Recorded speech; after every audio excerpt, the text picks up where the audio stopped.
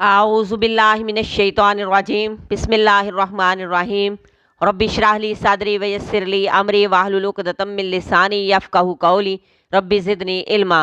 سورہ آل عمران کی آیت نمبر 57۔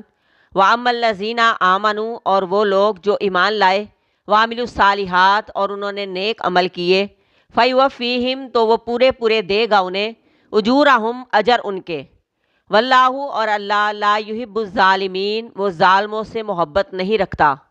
وہ لوگ جو ایمان لائے اور ایمان لانے کے بعد اچھے کام کرتے رہے، یعنی نیک کام کرتے رہے، اللہ ان کو ان کا اجر پورا پورا عطا کرے گا۔ اللہ کو ظالم لوگ پسند نہیں، وہ ظالموں سے محبت نہیں کرتا، اور اللہ خود بھی کسی پر ظلم نہیں کرتا۔ وہ ہر ایک کی محنت کا صلہ اس کو پورا پورا عطا کرے گا، بلکہ اپنے فضل سے، اپنی رحمت سے نیکیوں کا بدلہ بڑھا کر عطا کرے گا۔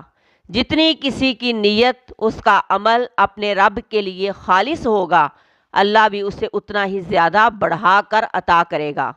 جو انسان اس دنیا میں آ کر اپنے آنے کا مقصد نہ بھولا، اپنا مقصد حیات ذہن میں رکھتے ہوئے اپنے خالق کی پہچان کی، اس کے واحد ہونے کا دل و جان سے اقرار کیا، اور پھر اس رب کے، اس خالق کے بتائے ہوئے احکامات کے مطابق زندگی گزارتا رہا، اس کے منع کیے ہوئے کاموں سے رک گیا، اور جن کاموں کا اس نے حکم دیا وہ کرتا رہا، ایسے ہی لوگ قیامت کے دن کامیابی پانے والے ہوں گے۔